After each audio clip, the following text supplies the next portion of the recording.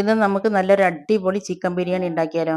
ഇത് നിങ്ങൾ ഇതുവരെയും കുക്കിംഗ് ചെയ്യാത്ത ആൾക്കാർക്കും കൂടി പഠിക്കാൻ പറ്റുന്ന രൂപത്തിലാണ് ഞാനിത് ഫുൾ ഡീറ്റെയിൽ ആയിട്ടുള്ള വീഡിയോ ഞാൻ ഇട്ടിരിക്കുന്നത്. ഇതിൽ ഞാൻ കുറച്ച് ടിപ്സുകളും പറയുന്നുണ്ട്. അപ്പം നിങ്ങൾ വീഡിയോ ഒന്ന് മുഴുവനായിട്ട് സ്കിപ്പ് ചെയ്യാതെ ഒന്ന് കാണുക. എന്നിട്ട് വീഡിയോനെ കുറിച്ച് എന്ത് അഭിപ്രായം ഉണ്ടെങ്കിലും താഴെ കമൻറ്റ് ബോക്സിൽ അറിയിപ്പിക്കുക. അപ്പോൾ ഇതെങ്ങനെ ഉണ്ടാക്കുന്നത് കണ്ടു നോക്കിയാലോ? Welcome back to our channel. നമ്മുടെ പുതിയൊരു വീഡിയോയിലേക്ക് എൻ്റെ എല്ലാ കൂട്ടുകാർക്കും സ്വാഗതം. ആദ്യം തന്നെ ഉള്ളി മുറിക്കുമ്പോൾ കണ്ണെരിയുന്നവർക്കുള്ളൊരു ടിപ്പാണ്. ഉള്ളിയൊക്കെ തോല് കളഞ്ഞതിന് ശേഷം രണ്ടാക്കി മുറിച്ചിട്ട് നമ്മൾ കുറച്ച് നേരം വെള്ളത്തിലിട്ട് വെച്ചതിന് ശേഷം മുറിച്ചെടുത്താൽ കണ്ണ് നീറില്ല. അതൊന്ന് ചെയ്ത് നോക്കിയിട്ടാ. ഇനി നമുക്ക് ബിരിയാണീൻ്റെ മസാല ഉണ്ടാക്കാം ആദ്യം. അതിന് ഞാൻ നല്ലൊരു വലിയ ചട്ടി അടുപ്പിൽ വെച്ചിട്ടുണ്ട്. എന്നിട്ട് ഫ്ലെയിം ഓൺ ആക്കിയിട്ട് ഒരു മീഡിയം ഫ്ലെയിമിലാണ് ഇട്ട് വെച്ചിരിക്കുന്നത്. അതിലേക്ക് 100 ഗ്രാം എണ്ണ ഒഴിച്ചിട്ടുണ്ട്. പിന്നെ അതിലേക്ക് 1/4 ടീസ്പൂണ് സാജീരകവും ഒരു തുണ്ട് ജാതിപത്രി, 4 ഏലക്ക, 4 ഗ്രാമ്പു, ഒരു തുണ്ട് പട്ട, ബേ ലീഫ്, പിന്നെ 1/2 ടീസ്പൂൺ വലിയ ജീരകം. ഇതെല്ലാം ഇട്ടിട്ട് നല്ല പോലെ പൊട്ടിയതിന് ശേഷം ഞാനിതൊരു 4 വലിയ ഉള്ളിയാണ്. അത് വലിയ ഉള്ളിയാണെങ്കിൽ 4 എണ്ണം, മീഡിയം സൈസ് ആണെങ്കിൽ ഒരു 5 എണ്ണം. അതിട്ട് നല്ല പോലെ ഇത് വഴറ്റിയെടുക്കുക. വഴറ്റിയിട്ട് ഗോൾഡൻ കളറാവുന്നവരെ നമ്മളിത് വഴറ്റിയെടുക്കണം. ഉള്ളി കുറച്ച് നേരം വഴറ്റിയിട്ട് ഒന്ന് സോഫ്റ്റ് ആയതിന് ശേഷം അതിലേക്ക് കുറച്ച് ഉപ്പിട്ട് കൊടുക്കുക. ഞാൻ ഇട്ടിരിക്കുന്നത് കല്ലുപ്പാണ്. ഉള്ളി ഒന്ന് വഴന്നതിന് ശേഷം മാത്രം ഉപ്പിട്ട് കൊടുക്കുക. അപ്പോഴാണ് നമുക്ക് നല്ല ടേസ്റ്റോട് കൂടിയിട്ട് ഉള്ളി വഴറ്റി കിട്ടുള്ളൂ. ഇത് നല്ല ഗോൾഡൻ ബ്രൗൺ കളറാവുന്ന വരെ തന്നെ വഴറ്റിയെടുക്കുക. അത് മീഡിയം ഫ്ലെയിമിലിട്ടിട്ട് വഴറ്റിയെടുക്കുക. ഹൈ ഫ്ലെയിമിലിട്ടിട്ട് ഒരിക്കലും ഇത് വഴറ്റിയെടുക്കരുത്. പിന്നെ അതപ്പോൾ നല്ല പോലെ എണ്ണയൊക്കെ തെളിഞ്ഞ് വന്നിട്ടുണ്ട്. ഉള്ളി നല്ല ഗോൾഡൻ ബ്രൗൺ കളറായി വന്നിട്ടുണ്ട്. ഈ സമയത്ത് നമുക്കതിലേക്ക് ഒരു പിടി മല്ലിയിലയും 1/2 കൈപ്പിടി പുതിനയിലയും ചേർക്കണം. അപ്പോൾ ഇതിൻ്റെ അകത്ത് പുതിനയിലല്ല, അപ്പോൾ ഞാൻ മല്ലിയില ചേർത്തിട്ടുണ്ട്. പുതിനയില വാങ്ങാൻ പോയിട്ടേ ഉള്ളൂ, കിട്ടിയിട്ടില്ല. മല്ലിയില നമ്മൾ ഈ എണ്ണയിൽ ചേർക്കുമ്പോൾ നമ്മുടെ ബിരിയാണിക്ക് നല്ലൊരു ഫ്ലേവർ ഉണ്ടാവും. അതിന് വേണ്ടിയിട്ടാണ് എണ്ണയിൽ ചേർക്കുന്നത്. പിന്നെ ഇതിലേക്ക് ഞാൻ 3 വലിയ തക്കാളി എടുത്ത് മുറിച്ചിട്ടിട്ടുണ്ട്. വലിയ തക്കാളി ആണെങ്കിൽ 3 എണ്ണം എടുക്കുക, മീഡിയം സൈസ് ആണെങ്കിൽ 4 എണ്ണം എടുക്കുക. അപ്പോൾ തക്കാളി നല്ല പോലെ വഴന്നിട്ട് വെന്ത് വന്നിട്ടുണ്ട്. എണ്ണയൊക്കെ തെളിഞ്ഞ് വന്നിട്ടുണ്ട്, അതിൻ്റെ വെള്ളം പറ്റിയിട്ട്. അതിന് ശേഷം ഞാനതിൽ 75 ഗ്രാം ഇഞ്ചിയും 100 ഗ്രാം വെളുത്തുള്ളിയും 3 പച്ചമുളകും അത് നല്ലപോലെ പേസ്റ്റ് ആക്കിയിട്ട് അരച്ചെടുത്തിട്ടുണ്ട്. അരച്ചെടുത്ത പേസ്റ്റ് ഞാൻ 1 ടീസ്പൂണോടെ മാറ്റി വെച്ചിട്ട് ബാക്കി മുഴുവനും ഞാൻ ഈ മസാലയിലേക്ക് ഇട്ട് കൊടുത്തിട്ടുണ്ട്. മസാലയൊക്കെ ഇട്ടിട്ട് ഞാൻ നല്ലപോലെ വഴറ്റിയിട്ട് എണ്ണ തെളിയുന്നവരെ വഴറ്റി കൊടുക്കുക. ഏതൊന്നും ഇട്ടാലും ഓരോന്ന് ഇടുക. എന്നിട്ട് അത് നല്ലപോലെ എണ്ണ തെളിയുന്നവരെ വഴറ്റി കൊടുക്കുക. അപ്പോഴാണ് നമ്മൾ ഉണ്ടാക്കുന്ന ബിരിയാണിക്ക് നല്ലൊരു ടേസ്റ്റും നല്ലൊരു ഫ്ലേവറും ഒക്കെ ഉണ്ടാവുള്ളൂ. ഇത് നല്ലപോലെ എണ്ണയൊക്കെ തെളിഞ്ഞ് വന്നതിന് ശേഷം പിന്നെ ഞാൻ അതിലേക്ക് ഇനി ഇടുന്നത് കുറച്ച് പൊടികളാണ്. അതിലേക്ക് ഞാൻ 1 ടേബിൾ സ്പൂൺ മുളക് പൊടി ഇട്ടിട്ടുണ്ട്. 1/2 ടേബിൾ സ്പൂൺ ഗരം മസാല ഇട്ടിട്ടുണ്ട്. 1/2 ടേബിൾ സ്പൂൺ മല്ലിപ്പൊടി ഇട്ടിട്ടുണ്ട്. ഞാനിതിലേക്ക് മഞ്ഞൾപ്പൊടി ഇടുന്നില്ല. 1/2 ടേബിൾ സ്പൂൺ മല്ലിപ്പൊടി എന്തായാലും നിർബന്ധമായിട്ട് ഇടണം കേട്ടോ. എല്ലാ ബിരിയാണിയിലേക്കൊന്നും നമ്മൾ മല്ലിപ്പൊടി ഇടില്ല. പക്ഷേ ഇങ്ങനെ വെക്കുമ്പോൾ നിങ്ങൾ ഇങ്ങനെ മല്ലിപ്പൊടി ഇട്ടിട്ടൊന്ന് ചെയ്ത് നോക്കി. നമ്മളിട്ട പൊടികളുടെ പച്ചമണം പോയിട്ട് നല്ലപോലെ എണ്ണയൊക്കെ തെളിഞ്ഞ് വരുന്ന സമയത്ത് ഇതിലേക്ക് ഞാൻ 1/4 കപ്പ് തൈര് ഒഴിക്കുന്നത്. നല്ല പുളിയുള്ള തൈരാണ്, അതുകൊണ്ടാണ് 1/4 കപ്പ് ഒഴിച്ചത്. പുളിയില്ലാത്ത തൈരാണെങ്കിൽ 1/2 കപ്പ് മുതൽ 1 കപ്പ് വരെ നിങ്ങൾക്ക് ഒഴിക്കാം. നിങ്ങളിടുന്ന തക്കാളിക്ക് അനുസരിച്ചിട്ട് വേണം തൈര് ഒഴിക്കാൻ. നമ്മൾ തൈര് ഒഴിച്ചതിന് ശേഷം അത് നല്ലപോലെ വഴറ്റിയിട്ട് എണ്ണ തെളിയുന്ന വരെ തന്നെ വഴറ്റി കൊടുക്കുക. അപ്പോൾ നിങ്ങൾ വിചാരിക്കും ഇതൊക്കെ പാടെ ഒന്നിച്ചിട്ടിട്ട് വഴറ്റിയാൽ പോരാട്ടോ. ഇങ്ങനെ തന്നെ ചെയ്യാം. അതവിടെ വഴന്ന് നല്ലപോലെ എണ്ണ തെളിയുന്ന സമയം കൊണ്ട് നമുക്ക് ചിക്കൻ നല്ലപോലെ കഴുകി വെള്ളം വരാൻ വേണ്ടി വെക്കുക. ഞാൻ 1/600 ചിക്കൻ എടുത്തിരിക്കുന്നത്. വേസ്റ്റൊക്കെ പോയതിന് ശേഷമുള്ള തൂക്കമാണ് 1/600. അത് കുറച്ച് വലിയ പീസാക്കിയിട്ടാണ് വെട്ടിയിരിക്കുന്നത്. ചിക്കൻ നല്ലപോലെ വെള്ളം വാർന്നതിന് ശേഷം ഞാനിതാ മസാലയിലേക്ക് ഇട്ട് കൊടുത്തിട്ടുണ്ട്. മസാലയിലേക്ക് ഇട്ടിട്ട് നമ്മളിതൊരു 10 മിനിറ്റ് നല്ലപോലെ ഹൈ ഫ്ലെയിമിൽ തന്നെ ഇട്ടിട്ട് വഴറ്റിയെടുക്കണം.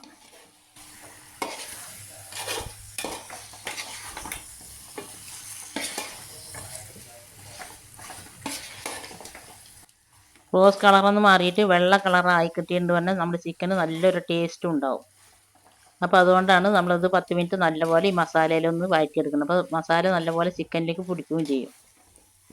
ഈ സ്റ്റെപ്പ് എന്തായാലും മിസ്സാക്കരുത്, ഇത് ചെയ്യുക. അപ്പോൾ നല്ലപോലെ ഒന്ന് വഴറ്റി കൊടുക്കുക. ഈ സമയം നിങ്ങൾക്ക് എൻ്റെ വീഡിയോ കണ്ടിട്ട് ഇഷ്ടമാകുന്നുണ്ടെങ്കിൽ എല്ലാവരും വീഡിയോക്ക് ഒന്ന് ലൈക്ക് ചെയ്യാനൊന്നും മറന്നു പോകരുത് കേട്ടോ. പിന്നെ അതപ്പോൾ പുതിനയില കൊടുത്തിട്ടുണ്ട്. അപ്പോൾ ഞാൻ 1/2 കൈപ്പിടി പുതിനയില എടുത്ത് നല്ലപോലെ കഴുകിയിട്ട് അതിൻ്റെ ഇല മാത്രം നുള്ളിയിട്ടിട്ടുണ്ട്. നമ്മളിത് ഇപ്പോൾ ഇങ്ങനെ ഇടുന്നതിനെക്കാട്ടി ഒന്നുകൂടി ഫ്ലേവർ കിട്ടുക എണ്ണയിലിടുമ്പോഴാണ് കേട്ടോ. എൻ്റെ കയ്യിലുണ്ടായിരുന്നില്ല, നമുക്ക് കിട്ടിയിട്ടുണ്ടായിരുന്നില്ല ഇവിടെ. ഇനിയിപ്പോൾ അത് നല്ലപോലെ വഴറ്റിയെടുക്കുന്നുണ്ട്. ഒരു 10 മിനിറ്റ് നല്ലപോലെ തന്നെ വഴറ്റുക. പിന്നെ സബ്സ്ക്രൈബ് ചെയ്യാതെ നമ്മുടെ വീഡിയോ ആരെങ്കിലും പുതിയ കൂട്ടുകാർ കാണുന്നുണ്ടെങ്കിൽ പ്ലീസ് ഒന്ന് സബ്സ്ക്രൈബ് ചെയ്ത് സപ്പോർട്ട് ചെയ്യുക. സബ്സ്ക്രൈബ് ചെയ്യുമ്പോൾ കൂടെ കാണുന്ന ബെൽ ബട്ടൺ അമർത്തിയ 3 ഓപ്ഷൻ വരും. അപ്പോൾ അതിൽ ഓൾ അമർത്തി വെച്ചാൽ ഞാൻ എന്ന പുതിയ പുതിയ വീഡിയോസിൻ്റെ നോട്ടിഫിക്കേഷൻ നിങ്ങൾക്ക് അപ്പോഴേക്കപ്പോഴേ കിട്ടും. നമ്മുടെ ചാനലിൽ ഒരുപാട് നല്ല നല്ല റെസിപ്പീസൊക്കെ ഞാൻ ഇട്ടിട്ടുണ്ട്. ഒരുപാട് ബിരിയാണി, ചിക്കൻ പൊരിച്ചിട്ടും ചിക്കൻ പൊരിക്കാതെയും പച്ച പച്ച ചിക്കനിൽ ദമ്മിട്ടിട്ടും പിന്നെ ഒരുപാട് അറബിക് റൈസുകളും അങ്ങനെ ഒരുപാട് റെസിപ്പീസൊക്കെ ഇട്ടിട്ടുണ്ട്. പിന്നെ വെജിറ്റേറിയൻകാർക്ക് ഇടുന്നതും ടിപ്സുകളും അങ്ങനെയൊക്കെ ഉണ്ട്. അപ്പോൾ നിങ്ങൾ കാണാൻ താല്പര്യമുള്ളവരുണ്ടെങ്കിൽ വീഡിയോ ചാനലിൽ കയറിയിട്ടൊന്ന് ചെക്ക് ചെയ്തിട്ടൊന്ന് കണ്ടു നോക്കുക.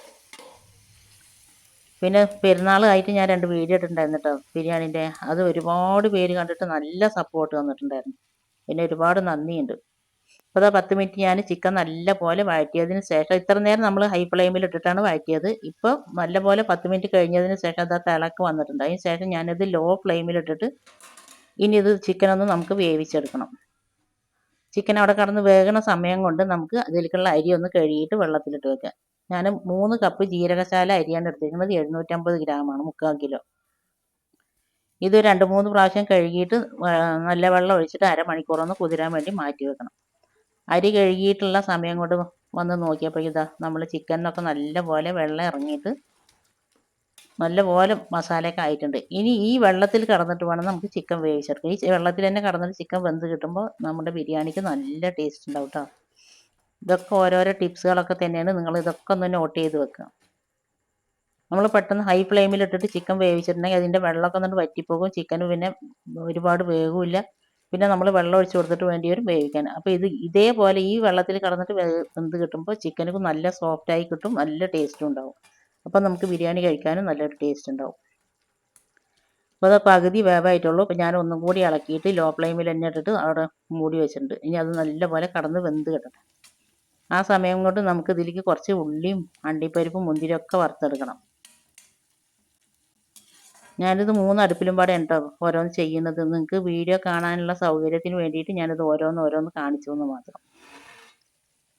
പിന്നെ നമ്മൾ ഉള്ളി വറക്കണതിൻ്റെ വീഡിയോ ഒക്കെ ഞാൻ ഡീറ്റെയിൽ ആയിട്ട് മുമ്പ് പോസ്റ്റ് ചെയ്തിട്ടുണ്ട്. കാണാൻ താല്പര്യമുള്ളവരുണ്ടെങ്കിൽ ഒന്ന് കണ്ടു നോക്കി. ഇതാ നമ്മുടെ ചിക്കനൊക്കെ വേകാനായിട്ടുണ്ട്. ഉള്ളി ഇതാ മൊരിഞ്ഞ് വന്നിട്ടുണ്ട്. ഇനി ആ സമയം കൊണ്ട് നമുക്ക് ചോറുണ്ടാക്കാൻ ഞാനൊരു ചട്ടി അടുപ്പിൽ വെച്ചിട്ടുണ്ട്. ചോറുണ്ടാക്കാൻ പോണതിൻ്റെ മുമ്പ് തന്നെ ഞാൻ അരി അരമണിക്കൂർ കഴിഞ്ഞതിന് ശേഷം വെള്ളം വാരാൻ വേണ്ടി അരിപ്പയിലേക്ക് കൊട്ടി വെച്ചിട്ടുണ്ട്. ഇനി ഉള്ളി വറുത്ത അതേ എണ്ണ തന്നെയാണ് ഞാൻ ചോറ് വെക്കാൻ എടുക്കുന്നത്. അപ്പോൾ നമുക്കത് ആ എണ്ണ വേസ്റ്റായി പോകില്ല.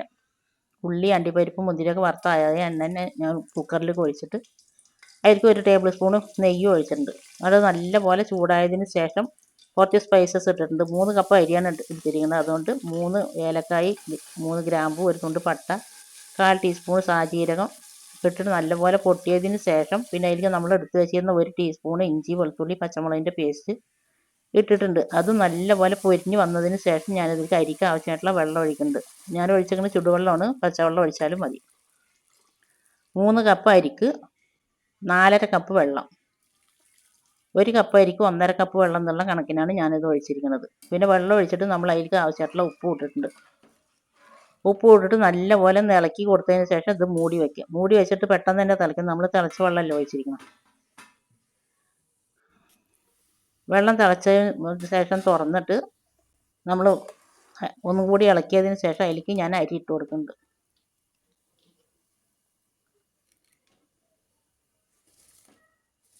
നമ്മൾ ഇതേപോലെ ഉണ്ടാക്കിയിട്ട് പറഞ്ഞാൽ നെയ്ച്ചോറാണെങ്കിലും നല്ല ടേസ്റ്റ് ഉണ്ട് കേട്ടോ. പിന്നെ നിങ്ങൾക്ക് ചോറ് വെക്കുമ്പോൾ ഇതിൽ ക്യാരറ്റ് ഇടണമെന്നുണ്ടെങ്കിൽ ഇടാം. ഇവിടെ എൻ്റെ മക്കൾ ക്യാരറ്റൊന്നും അങ്ങനെ കഴിക്കാത്ത കാരണം കൊണ്ടാണ് ഞാൻ ദമ്മിടുമ്പോഴും ഇതിലൊന്നും മസാലയിലൊന്നും ക്യാരറ്റ് ഇടാത്തത്.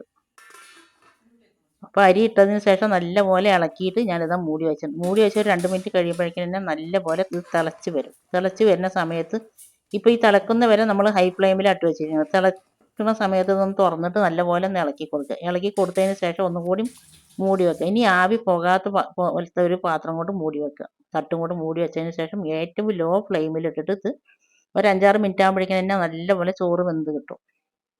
അത് ഞാൻ ലോ ഫ്ലെയിമിലാക്കി വെച്ചിട്ടുണ്ട്. അപ്പോഴേക്കും ഇതാ നമ്മുടെ ചിക്കനൊക്കെ നല്ലപോലെ വെന്ത് സെറ്റായി കിട്ടിയിട്ടുണ്ട്.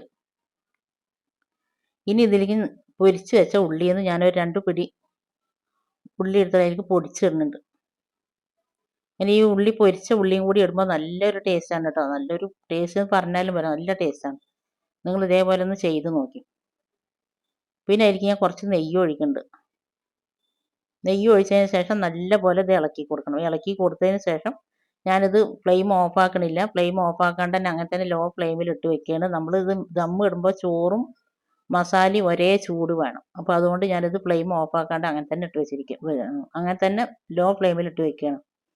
ഇത് ഇളക്കി നോക്കിയപ്പോൾ നമുക്കിത് ദം ഇടാനുള്ള മസാല ഇല്ല. അപ്പോൾ അതിലേക്ക് ഞാനൊരു 1/2 കപ്പ് തിളച്ച വെള്ളം ഒഴിച്ച് കൊടുക്കുന്നുണ്ട്. നമുക്കിത് കുറച്ച് ലൂസ് വേണം ദം ഇടുമ്പോൾ.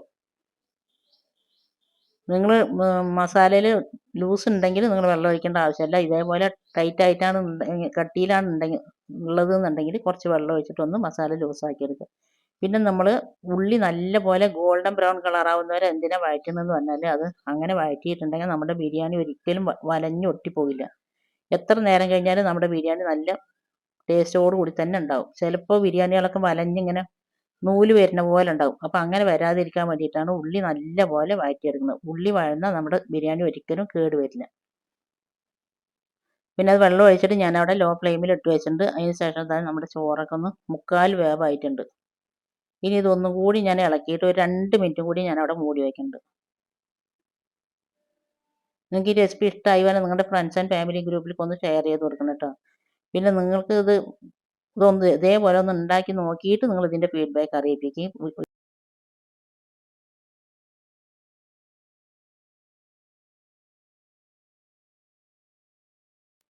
പിന്നെ ബിരിയാണി ഒട്ടി പോകാതിരിക്കാൻ വേണ്ടിയിട്ട് എണ്ണ ഉണ്ടെങ്കിൽ തന്നെ ബിരിയാണി ഒട്ടി പോകാതിരിക്കുള്ളൂ കേട്ടോ. ചിലപ്പോൾ ചോറൊക്കെ ഇങ്ങനെ ഒട്ടിയ പോലെ ഉണ്ടാവും.